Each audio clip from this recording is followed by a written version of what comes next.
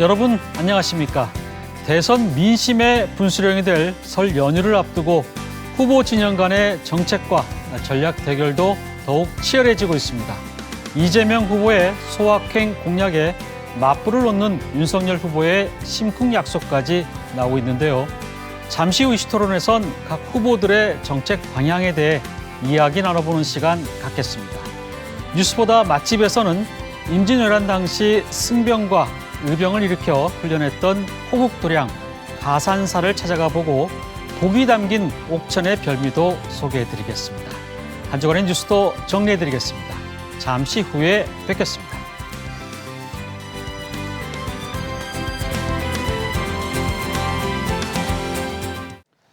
뉴스큐레이터 시선 첫 순서는 취재기자의 솔직한 토크, 취재기자의 솔까말입니다. 보도국 이수복 기자 나와 있습니다.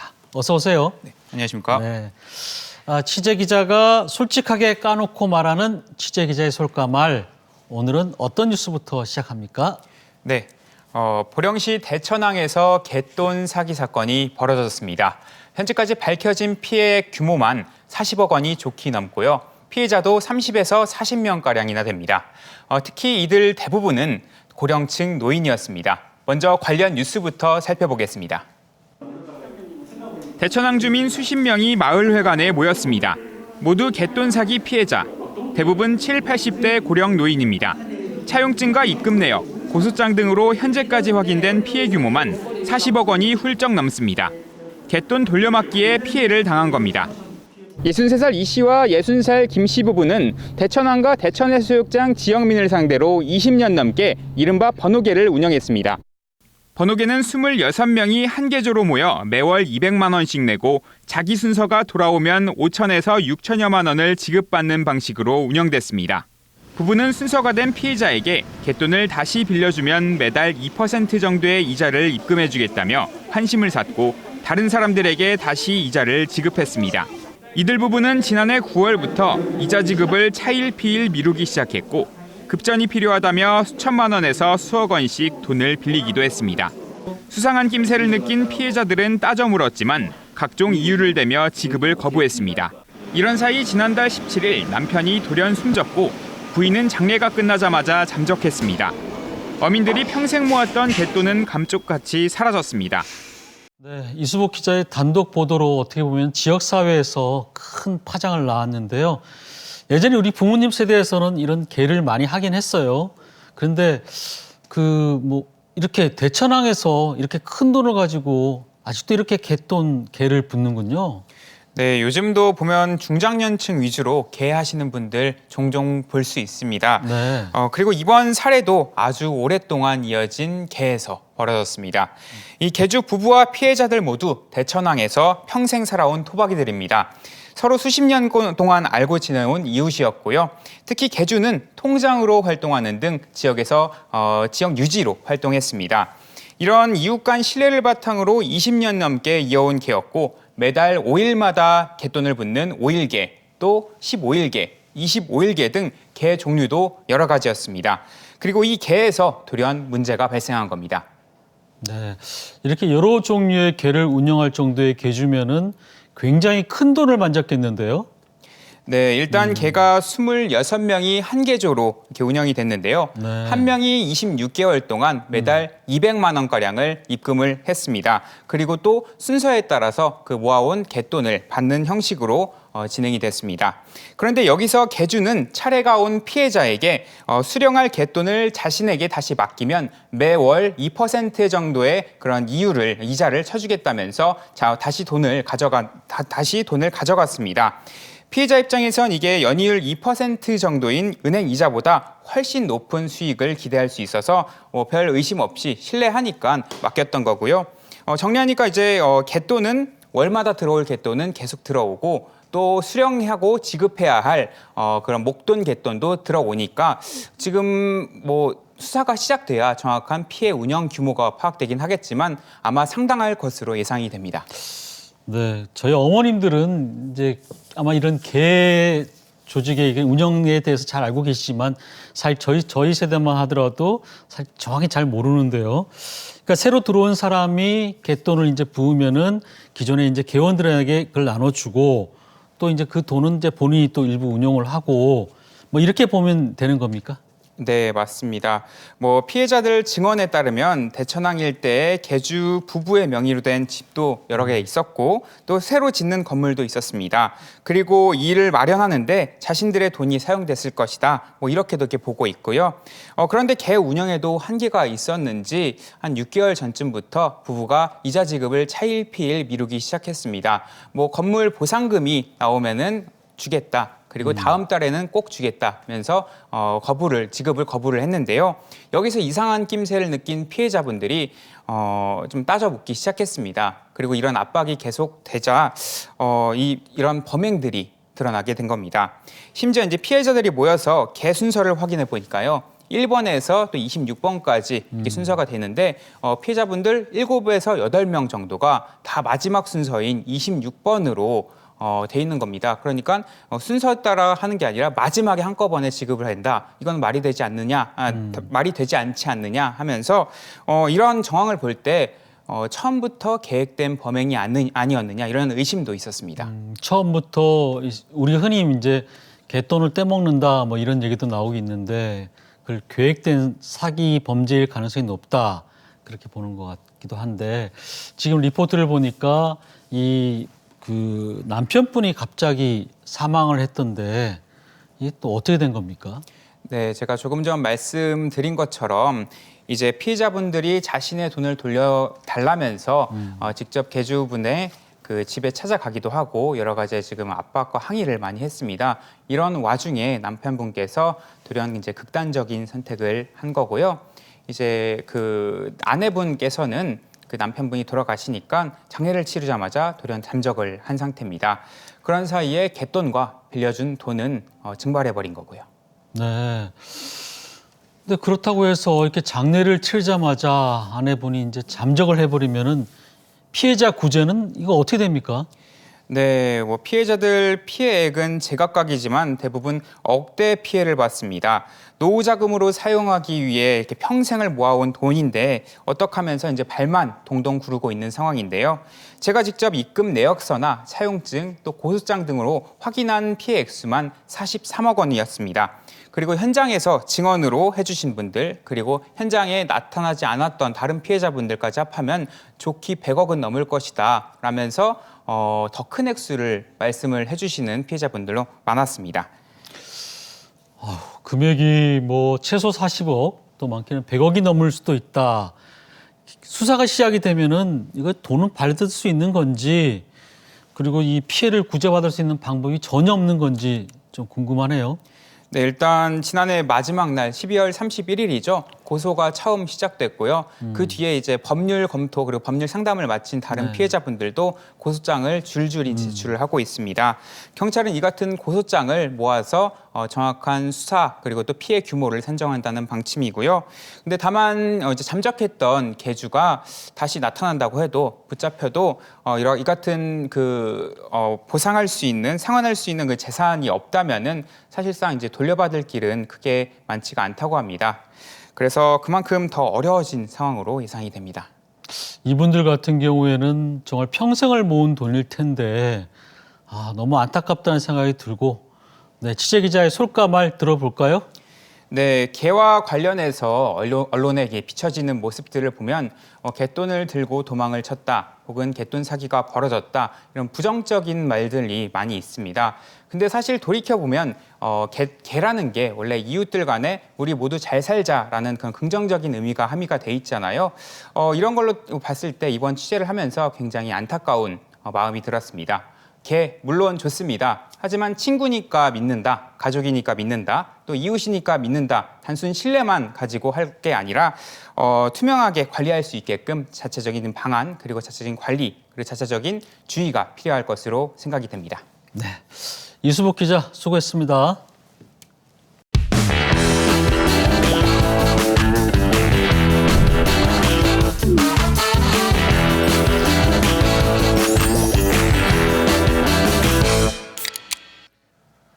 레트로 뉴스와 음식 이야기를 전하는 뉴스보다 맛집입니다. 오늘도 요리하는 기자 이기진 기자 나오셨습니다. 어서 오세요. 네, 안녕하세요. 네.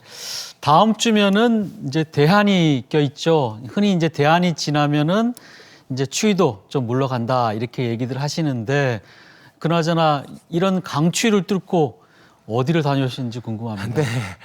요즘 날씨가 좀 사만사온이죠. 예. 뭐 전형적인 이제 한국의 날씨죠, 겨울 날씨. 근데 요즘 이제 코로나 때문에 좀 어렵긴 하지만 그래도 이렇게 평범한 일상을 감사하게 만든 그런 분들이 계십니다. 네. 바로 이제 나라가 어려울 때 기꺼이 목숨을 내주신 순국선열 때문에 가능한데요. 오늘은 이제 그분들 이야기를 좀 하려고 합니다. 지금 뒤에 사진을 보면은 금산에 700의총 같은데요. 네네. 네. 예, 맞습니다. 그 임진왜란 당시, 그러니까 지금부터 430년 전 그 의병장이었던 조원 선생이 이끌던 700여 명의 의병, 네. 그리고 의승장이죠, 의승장, 영규대사가 이끌었던 수백 명의 승병이 우리 땅을 지키기 위해서 순절했던 그곳, 네. 그분들을 모셔놓은, 유해를 모셔놓은 곳이에요. 아마 이 앵커께서도 중고등학교 때 700의총 보셨겠죠? 그렇죠. 700의총 뭐 네네. 교과서에서도 배웠었고. 예, 그래서 모든 분들이 아마 기억하고 계실 겁니다. 예. 네. 지금 이제 영상에 나오는 이 초상화들이 아마 승병과 네네. 또 뭐 의병 이런 분들을 이끄셨던 분 같은데 네, 그죠? 그렇습니다. 한쪽에 이제 지금 나오는 게 이제 중봉 그 조원 선생이고요. 네. 그다음에 또 한 분이 그 기현당 음. 그 누굽니다. 이제 영규대사. 영규대사. 네네네. 아. 그 조원 선생님의 영정은 예. 이제 국가 표준 영정이고요. 그다음에 영규대사가 저 영정은 모시고 있는 사찰마다 다 영정이 좀 달라요. 아, 그래요? 그래서 지금 보시고 있는 것은 예. 거의 밀양 표충사에 있는 그러한 이제 영정입니다. 네. 그 두 분은 이제 외적이 우리나라를 침범했을 때 목숨을 걸고 잃었던 청주성을 탈환하고 네. 그 2차 금산성 전투에서 아주 순절하신 걸로 알려졌죠. 지금 요 기사는 어떤 내용의 기사인가요? 예, 저것은 이제 1976년도에 이제 동아일보 기사인데요. 예, 예. 당시 이제 박정희 전 대통령이 우리 고장인 금산 예. 700의총을 참석하셔서 그래서 이제 분양 제안은 분양을 했던 네네. 내용을 담았군요. 그런 사진인데요.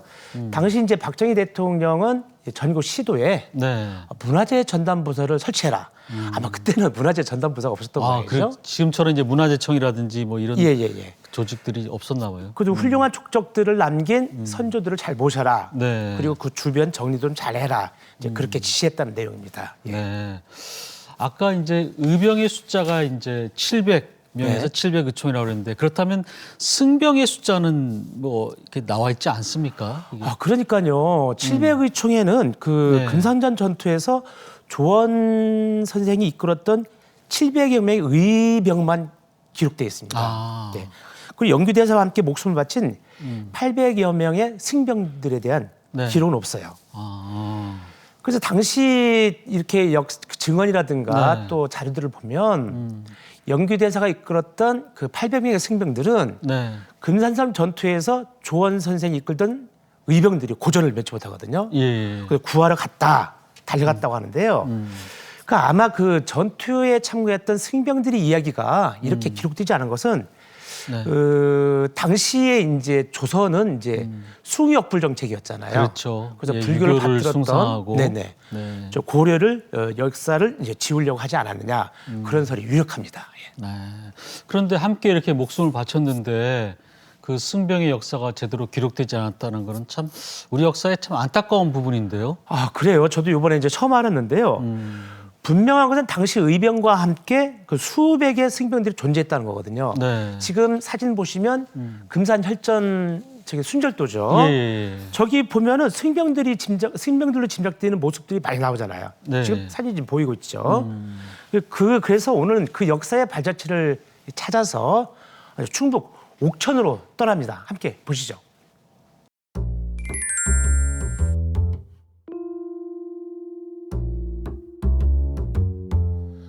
아이고, 올해는 무슨 막았겠나. 그냥 촬영할 때마다 산이야. 계족산, 홍천 백열산. 그 사실은 제가 오늘 시청자 여러분께 아주 근사한 광경을 보여드리려고 왔거든요. 여기가 충북 옥천군 안남면 저 둔주봉이라는 곳이에요. 한번 저랑 가보시죠. 제가 새해 때 좀 멋지게 좀 촬영하려고 제가 바지도 하나 이렇게 딱 사서 입었어요. 바지 예쁘죠? 이게 최신 유행하는 바지라네. 예? 기자님, 예. 그 어딜 봐서 최신 유행이라고 하시는 건지 잘 이해가. 이거요. 여기서 이걸 봐야지. 짠. 짠. 봐, 멋지잖아요? 젊어 보이고. 예? 밑단에 이렇게 빨간 띠가 있으면 유행인 건데. 네, 요즘 유행하는 거 여기. 이제 산에 올라갈 때 이 정도는 입어줘야 폼 나지.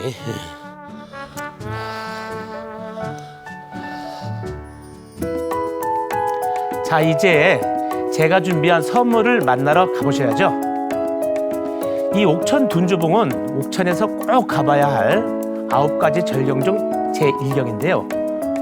소나무 향이 참 좋더라고요. 그렇지. 이거야 바로. 시청자 여러분, 지금 한반도의 지형이 지금 쫙 펼쳐져 있습니다. 한번 보세요. 야, 옥천 둔주봉에서 바라본 한반도 지형은 동해와 서해가 서로 바꿔 앉은 모습으로 자리 잡고 있는데요. 전망대에 설치된 반사경으로 보면 동고서저형의 모습이 제대로 보입니다. 한반도 지형이 똑같네. 동쪽으로는 태백산맥, 남쪽하고 서쪽으로는 평야. 와, 정말 대단하네. 시청자 여러분, 그런데 이렇게 아름답고 아름다운 한반도를 지켜내기 위해서, 그러니까 430년 전 수많은 승병을 길러낸 곳이 있거든요. 그곳이 바로 옥천군 가산사라고 하는 곳입니다.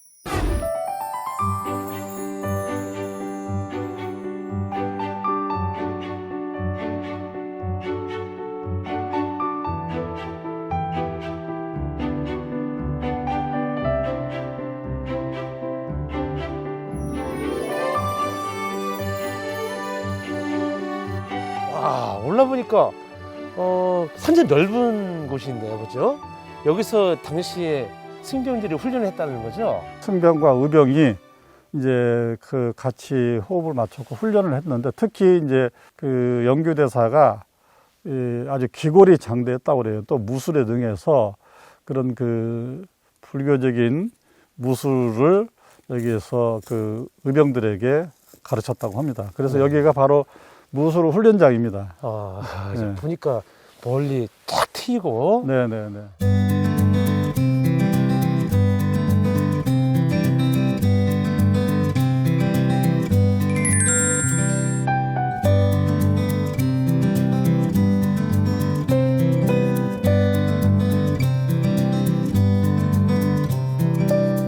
이곳 가산사에서 의승군을 훈련시켰다는 기록은 영규대사의 비문과 선조실록에 기록되어 있습니다. 가산사 영적강에는 이렇게 조원 선생과 영규대사의 영정과 우패가 함께 모셔져 있습니다.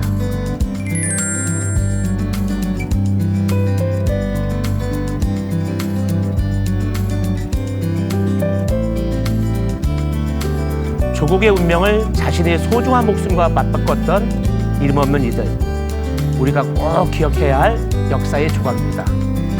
자, 이제 맛집으로 떠나볼까요? 어휴, 배고파. 오늘은 쌈밥이구만. 밥맛 좋은 집? 야, 땡기는데.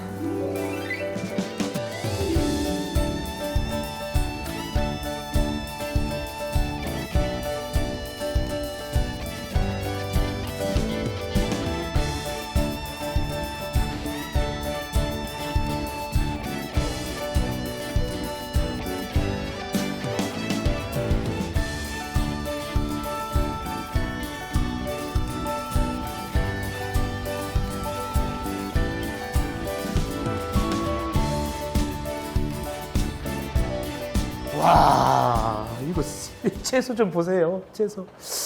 내 몸과 마음을 깨끗하게 해줄 채소. 자, 한번 먹어봐야죠. 그래서 메인이 이게 돌솥밥. 돌솥밥 맞죠? 네, 다섯 번. 야, 아니 이 집이 밥맛 좋은 집이라고 해가지고 역시나 그 밥집은 두 가지를 보면 돼. 밥맛과 김치. 자 보면은 대추도 올라가 있고 은행. 향이 좋네. 아니 이 채소가 저도 요리하는 기자인데 진짜 한 10종류는 돼 보여요. 그런데 웬만한 거 알겠는데 이건 뭐죠? 아, 그건 치콘이라고 합니다. 치콘. 네. 그렇게 하고 이것도 못 부든 놈인데? 아, 그건 근대예요. 근데 네. 근데구나. 그리고 요거는 저도 좋아하는 적겨자. 네, 적겨자입니다. 이거 진짜 쌉싸름하니 얼마나 맛있는지 몰라요.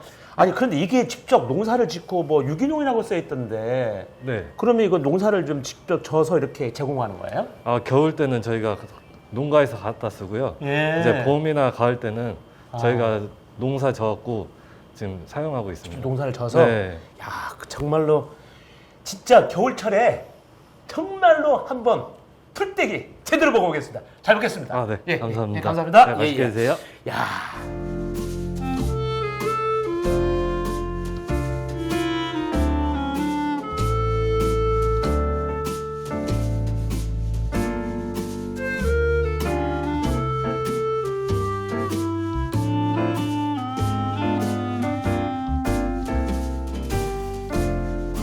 자, 한번 살짝.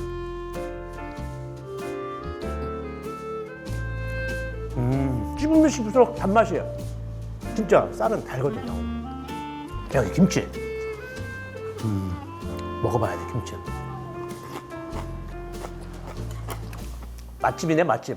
맛집이에요, 맛집. 자, 이제 채소의 향을 시작합니다. 제가 가장 좋아하는 적겨자. 적겨자. 야, 이게 쌈장 듬뿍 해서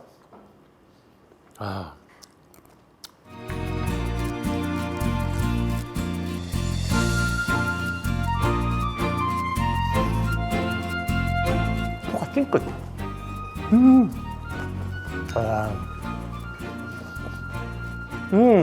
올라와. 적게자는요 처음에는 매콤한 맛이 안 나오거든. 절반쯤 씹으면 그 줄기에서 팍팍팍 아주 짭짤한 맛이 입안으로 퍼지는 게 엄청나게 매력적이에요. 노란 배추. 이거는 밥에 싸지 않아도 그냥 쌈장 딱 올려서 이렇게 먹어도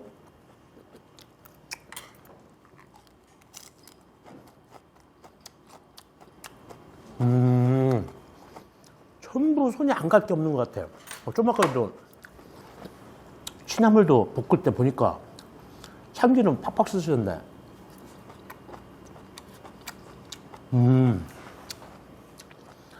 그러니까 이 고향에서 본인들이 농사 짓는 걸로 직접 흔일상에 내놓으니 인기가 있을 수밖에. 자, 이번에는 이제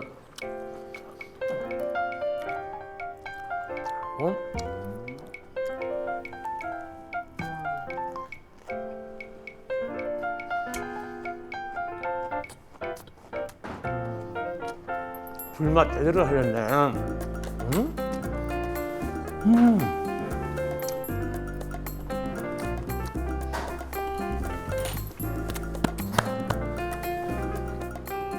떡 좀 드셔보세요. 팥떡 아니에요? 네. 왜 떡이에요? 아, 저희 친정어머니가 오늘 예.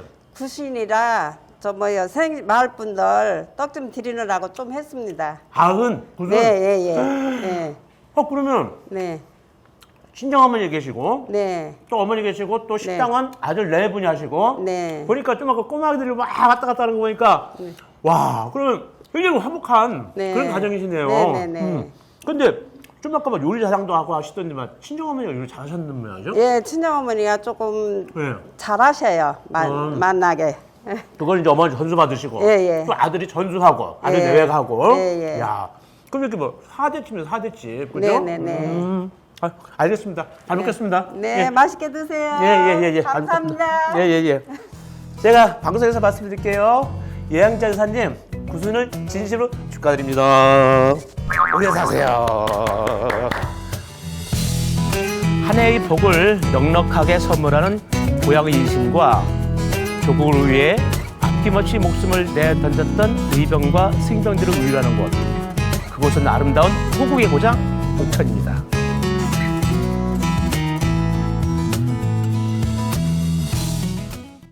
잘 모르는 사람은 아주 찾아가기 힘든 산속절인데 그곳에서 각각 수백 명씩의 승병과 또 의병들을 훈련시켰다는 거군요. 예, 그래서 조원 선생님이 그 가산사 근처에서 살아서 네. 이곳 지리를 참 잘 알고 있었다고 그래요. 그 하나뿐인 목숨을 조국을 위해서 아낌없이 내놓은 수천의 의병과 승병들. 하지만 그 어디에도 단 한 줄의 이름도 남아있지 않는데요. 그 군란 있을 때마다 나를 지킨 승병들의 숫자는 아마 헤아릴 수 없을 겁니다. 이 역사와 기록은 이제 정확하게 이제 짚어야 되지 않겠습니까? 그 모든 것은 아마 우리의 몫이라고 생각합니다. 조국을 위해서 참 목숨을 바친 이런 승병과 의병들의 숭고한 정신을 다시금 또 되살펴 볼 수 있었던 시간인 것 같습니다. 네, 이희진 기자 수고 많으셨습니다. 네, 감사합니다.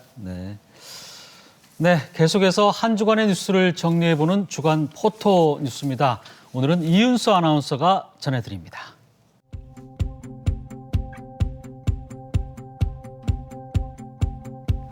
사진을 통해 한 주간의 뉴스를 정리해보고 누리꾼들의 다양한 반응을 알아보는 주간 포토 뉴스입니다. 오늘도 석 장의 사진 준비했는데요. 첫 번째 사진입니다. 카페에 들어가려면 미리 QR코드 찾느라 바쁘시죠. 지난 10일부터는 이 방역 패스 의무화 대상에 3,000제곱미터 이상의 백화점과 대형마트 등도 추가가 됐습니다. 생활 필수품을 구매하는 곳이라 백신 미접종자들의 불만도 이곳 저곳에서 나오고 있는데요. 오늘까진 계도 기간이고 내일부터는 위반 시에 과태료와 행정 처분을 받게 된다고 합니다.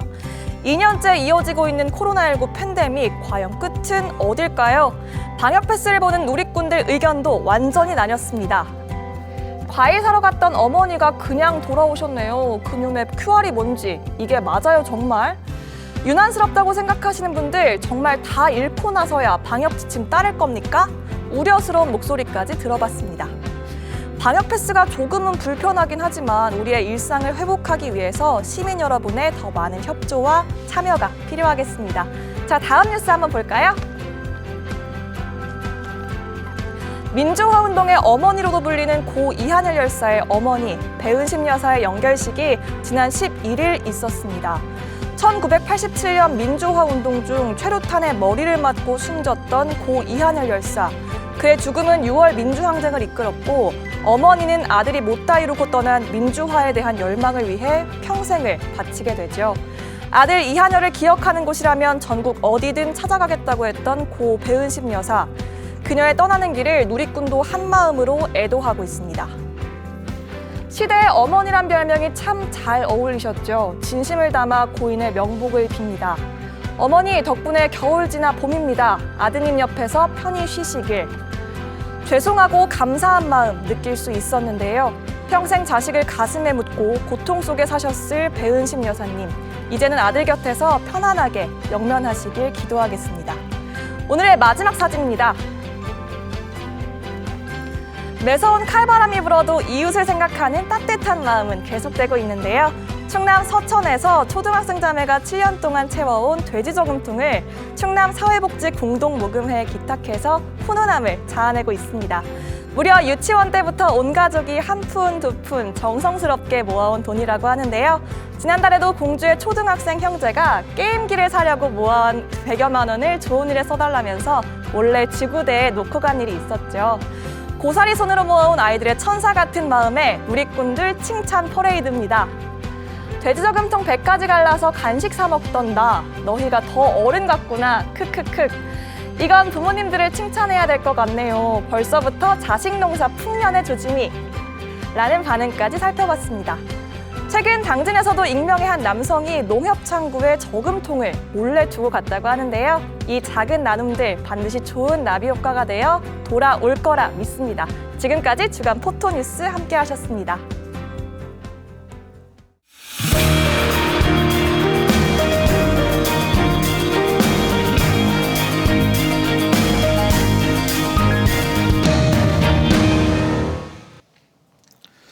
대선이 50여일 앞으로 다가오면서 대권 후보들의 정책 대결에 불이 붙었습니다.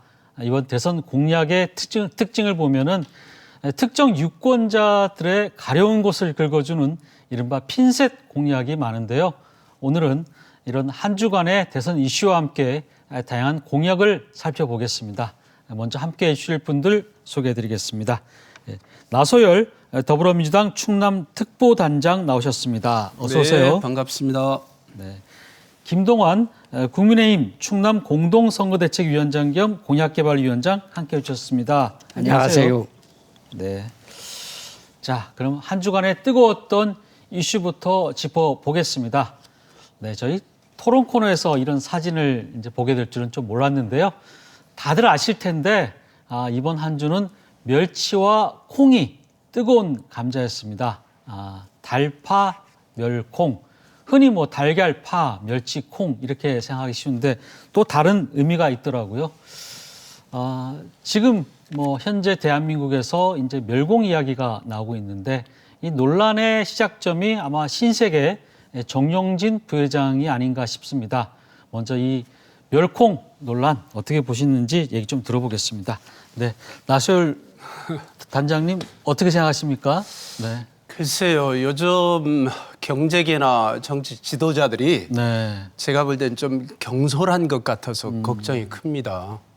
사실은 뭐 정영진 신세계 부회장님도 개인 이익이 앞서서 실제 부회장 대그룹의 부회장이면은 이거는 공인이라고 할 수 있거든요. 그런데 이러한 경솔한 일로 인해서 진짜 미칠 후환이 얼마나 클지 예측하기 어렵거든요. 예를 들어서 저 멸콩 SNS 올린 다음에 하루 만에 신세계 관련 주가가 폭락해서 거의 2천억이 날아갔다라고 그렇게 보도가 됐지 않습니까? 그래서 노조나 직원들이 상당히 오너 리스크에 대해서 우려를 하고 있다라고 했는데 그 말이 맞거든요. 이제는 진짜 저런 경제 지도자들도 개인이 아니라 수만 명의 직원을 거느린 공인이라고 할 수 있거든요. 그리고 우리나라가 지금 중국이 최대 무역국이거든요. 네. 수출이나 수입에 있어서도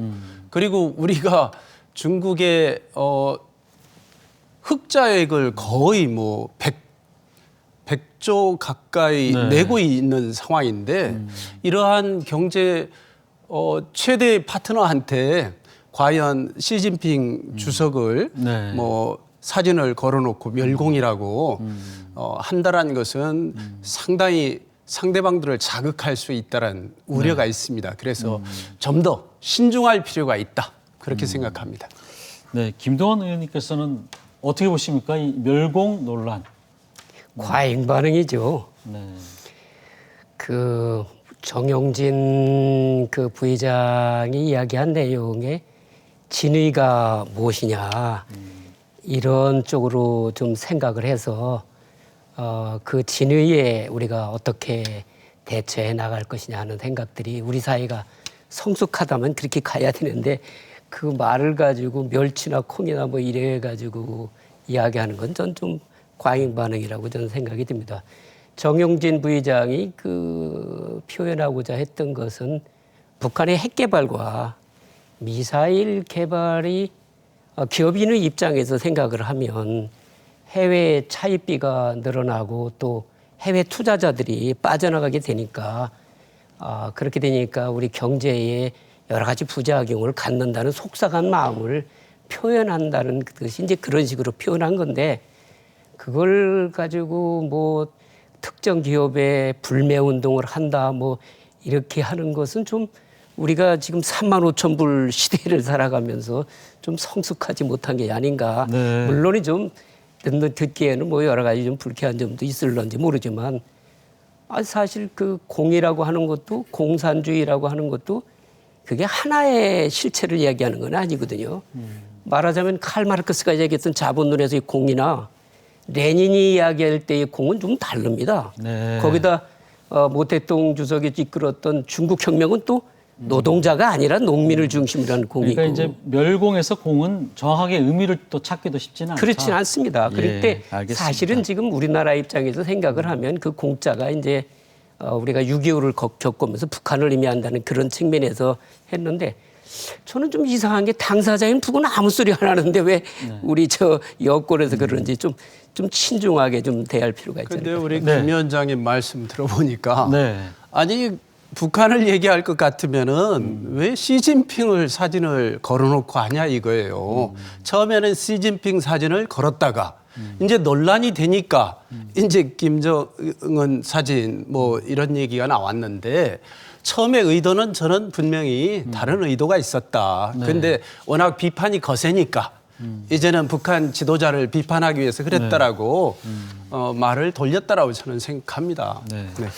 근데 이제 이 멸공 논란에 이른바 멸콩 논란으로 바뀌게 된 계기가 윤석열 후보가 이제 이마트, 신세계 이마트에서 장을 보면서 멸치와 콩을 이제 구입을 하고 또 다른 이제 그 국민의힘 인사들이 SNS에 멸치와 콩 이제 챌린지를 하면서 이제 논란이 좀 커졌어요. 어떻게 보면 뭐 국민의힘 쪽에서는 뭐 가볍게 던졌는데 이걸 왜 다큐로 보느냐 또 이렇게 얘기하는 분도 있긴 하지만 어쨌든 간에 뭐 선거 기간 동안에 이렇게 노출된 후보의 또 이런 동선들은 그 자체도 사실 중요한 메시지를 담고 있다 이런 의미도 있거든요. 어떻게 봐야 될까요, 의원님? 글쎄요, 저는 문재인 대통령께서도 양념이라고 그러셨지 않습니까?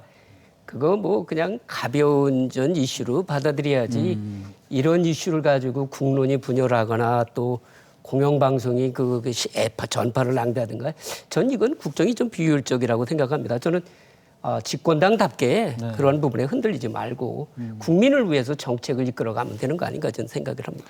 요거 하나만 더 여쭤볼게요. 국민의힘 쪽에서 사실 이 멸콩 그 챌린지라든지 논란이 있을 것을 예상하면서도 했을 때는 이게 뭔가 다른 또 이익이나 속셈이 있지 않았을까? 예를 들면 뭐 지지층을 결집한다든지 그런 의도는 없었을까요? 저는 있었다고 생각합니다. 왜 그러냐면 이 대통령 선거 국면에서 후보가 어필하기 위해서는 그 이슈의 중심에 서보고자 하는 욕구는 있었다고 생각을 하는데 그걸 너무 그거 가지고 과도하게 국가에 논쟁을 할 필요는 없지 않는가 생각합니다. 어떻게 보십니까? 근데 저는 그렇지 않다라고 봅니다. 우리가 흔히 일배놀이라고 하잖아요. 네. 어떠한 사건을 조롱하고 조소하기 위해서 뭐 특정한 행위를 하면서 자기들이 즐긴다라는 표현을 쓰는데 일배놀이와 같은 느낌이 있다.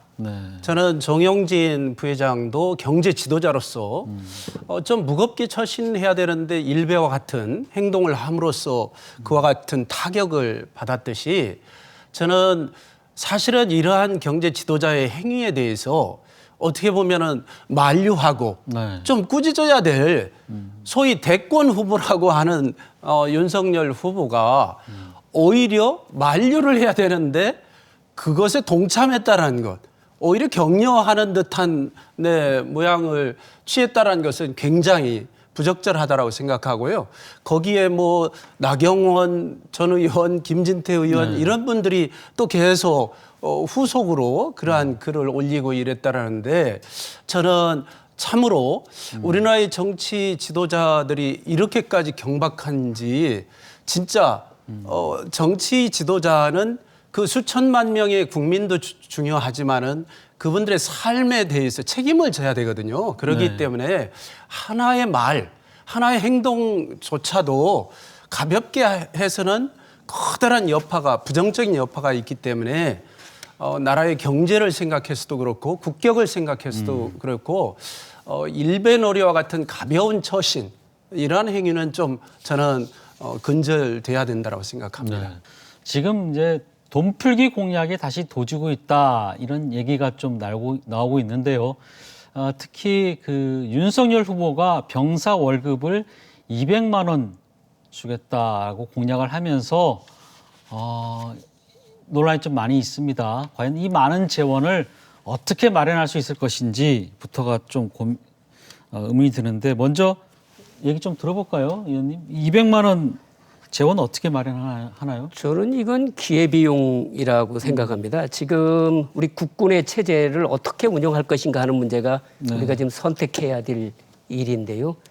지금까지 우리 그 국방을 의무복무를 토대로 해서 해왔지만 지금 우리 군이 운영하고 있는 무기 체계가 굉장히 첨단화되어 있어서 의무복무를 하다 보면 병사들이 그 무기를 운영할 때쯤 되면 전역해버리는 이런 현상이 발생하기 때문에 이거를 이제 그 직업복무 쪽으로 바꿔줘야 하지 않느냐 그런 얘기 들거든요.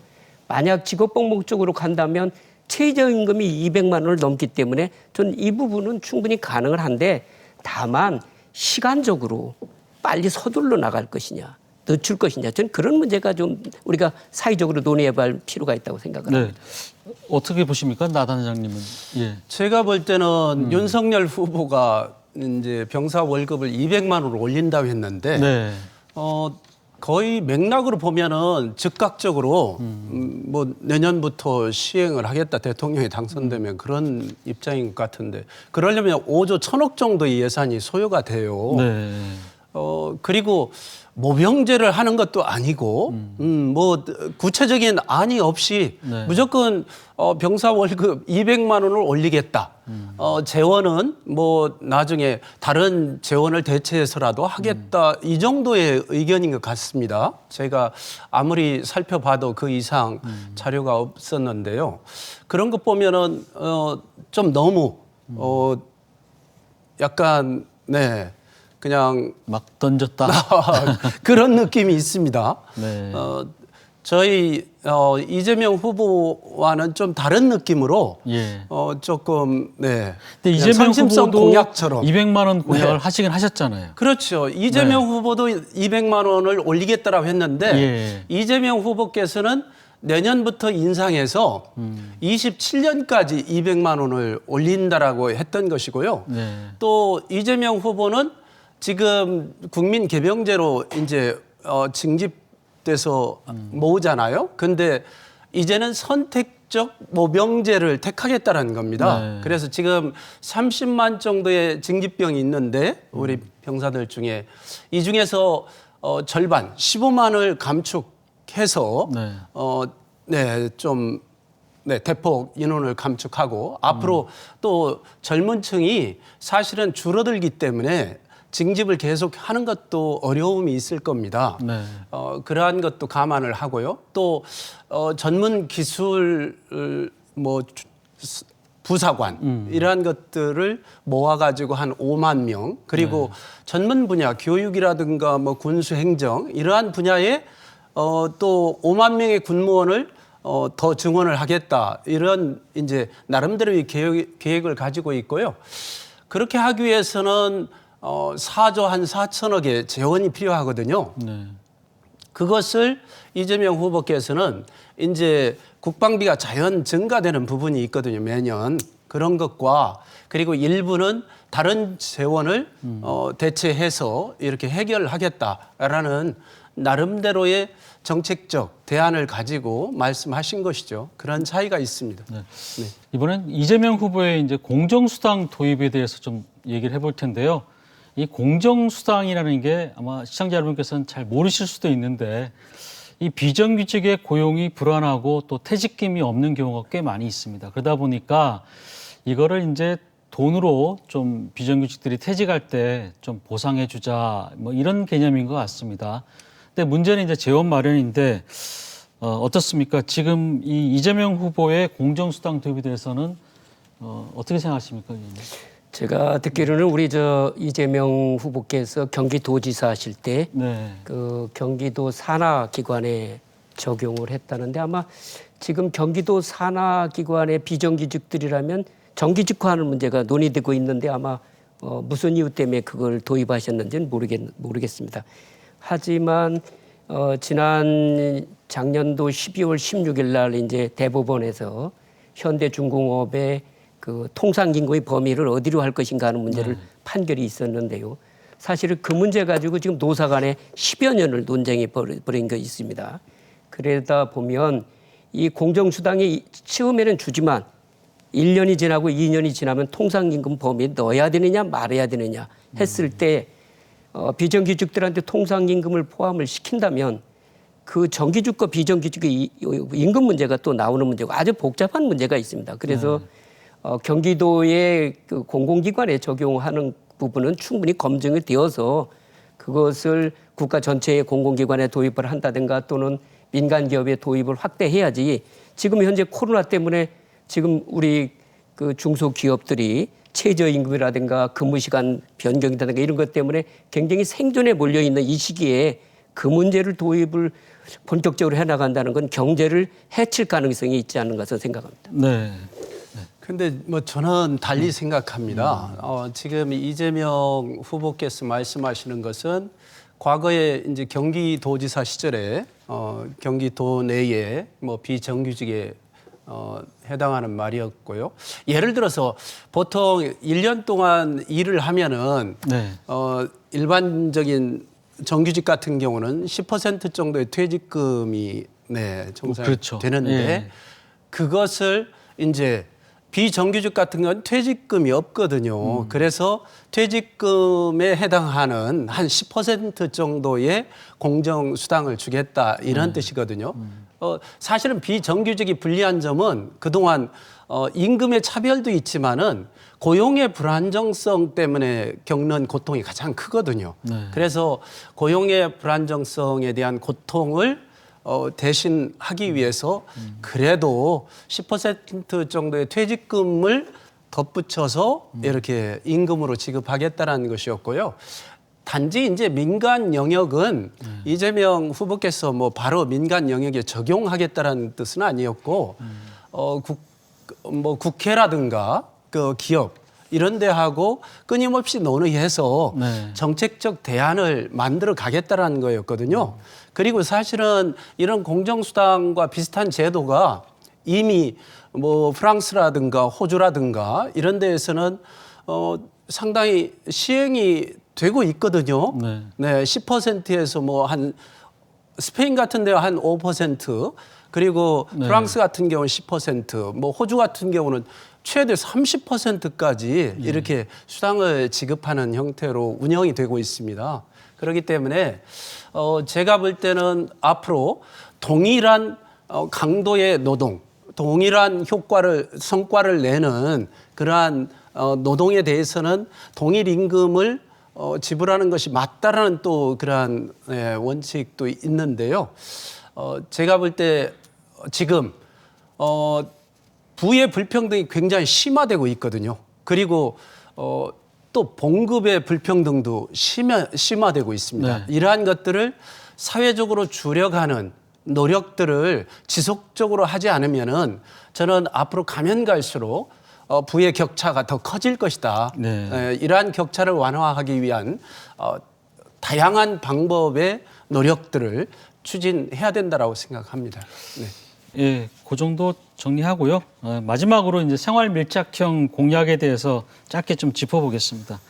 그 아까도 좀 얘기가 나왔는데요. 요즘에 이제 뭐 1분 내 유튜브 영상이라든지 또 짧은 정책 홍보 영상을 통해서 뭐 이재명 후보라든지 윤석열 후보가 여러 가지 이제 공약을 내놓고 있는데 어떻게 보십니까? 이런 공약에 대해서 각 당에서는 나름대로 효과가 있다고 보시는 거예요? 어떻습니까? 우선 저희 한번 국민의힘 쪽에서 얘기 한번 들어볼까요? 예, 들어보고.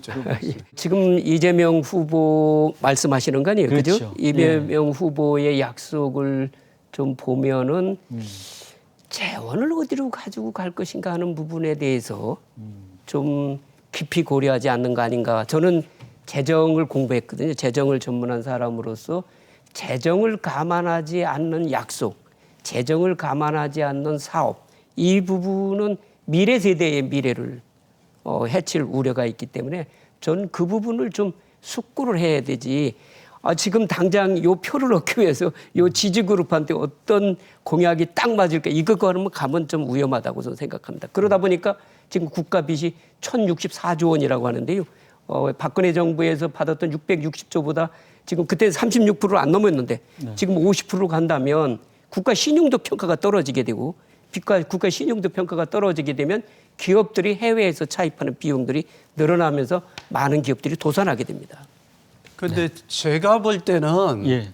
그러한 부분들은 오히려 저는 윤석열 후보에 대해서 걱정을 해요. 아까 병사 월급 200만 원 같은 경우도 뭐 마땅한 재원 대책 없이 당장 시행할 것처럼 얘기하잖아요. 그리고 또 한때 윤석열 후보께서 중소상공인한테 손실보상 뭐 50조를 하겠다 이런 얘기를 했어요. 그래서 우리 이재명 후보를 비롯해서 민주당에서 그러면 지금 중소상공인들 급하니까 시행하도록 하자. 그런데 그때는 또 꽁무니를 뺐거든요. 그러니까 실제로 그게 정략적인 얘기인지 좀 의심스럽고요.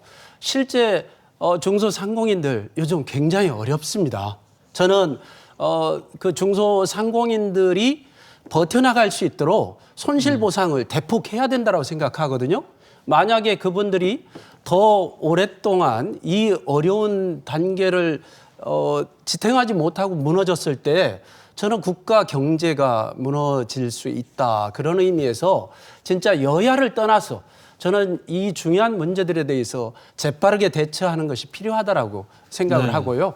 아무튼 그러한 소확행 공약이 또 많은 사람들한테 굉장히 자기들한테 딱 맞는 좀 시원하게 만드는 공약이면 틀림이 없는 것 같습니다. 알겠습니다. 시간 관계상 오늘 두 분 말씀은 여기까지 듣도록 하겠습니다. 감사합니다. 나오셔서 고맙습니다. 감사합니다. 예. 네, 뉴스크리에이트 시선 오늘 순서는 여기까지입니다. 편안한 휴일 보내시고 저는 다음 이 시간에 다시 찾아뵙겠습니다. 함께해 주신 여러분 고맙습니다.